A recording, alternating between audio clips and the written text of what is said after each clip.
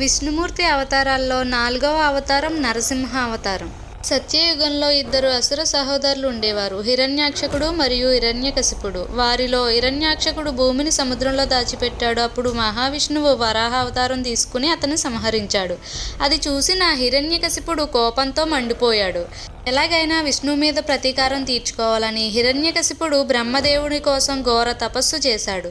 అతని తపస్సుతో 3 లోకాలు కంపించాయి.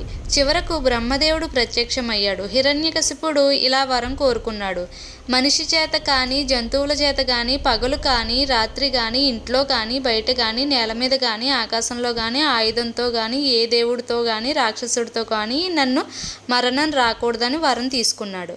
ఆ వరంతో అతను అహంకారిగా మారిపోయాడు. తానే దేవుడు అని అన్న అహంకారం పెరిగిపోయి హిరణ్యకశిపుడు రాజ్యమంతా తననే పూజించమని ఆజ్ఞాపించాడు. కానీ అతని కుమారుడు ప్రహ్లాదుడు మాత్రం మహావిష్ణువు భక్తుడు. ప్రహ్లాదుడు ఎప్పుడూ ఓం నమో నారాయణ అని జపించేవాడు.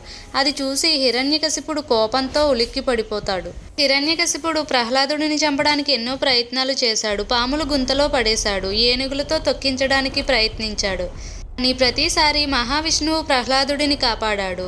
చివరికి అగ్నిలో కూడా వేశాడు. కానీ ప్రహ్లాదుడు భక్తి మరింత పెరిగింది. ప్రతి క్షణం విష్ణుమూర్తిని ప్రార్థిస్తూ ఉన్నాడు. ఒకసారి ప్రహ్లాదుడిని హిరణ్యకశిపుడు అడిగాడు, నీ విష్ణువు ఎక్కడుంటాడు అని. ప్రహ్లాదుడు ప్రశాంతంగా చెప్పాడు, ఆయన ఎక్కడైనా ఉండగలడు అని.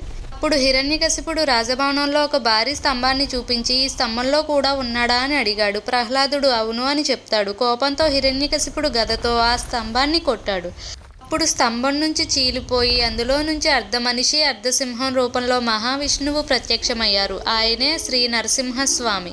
ఆ రూపం భయంకరంగా, దివ్యంగా ఉండేది. నరసింహస్వామి హిరణ్యకశిపుడును సాయంత్ర సమయంలో గడపపై తన తొడలపై పెట్టుకుని గోళ్లతో నరసింహుడి రూపంలో సంహరించాడు. హిరణ్యకశిపుడి మరణం తర్వాత కూడా నరసింహుడు కోపం తగ్గలేదు. ప్రహ్లాదుడి భక్తికి ప్రసన్నుడైన నరసింహుడు శాంతించాడు మరియు అతన్ని ఆశీర్వదించాడు.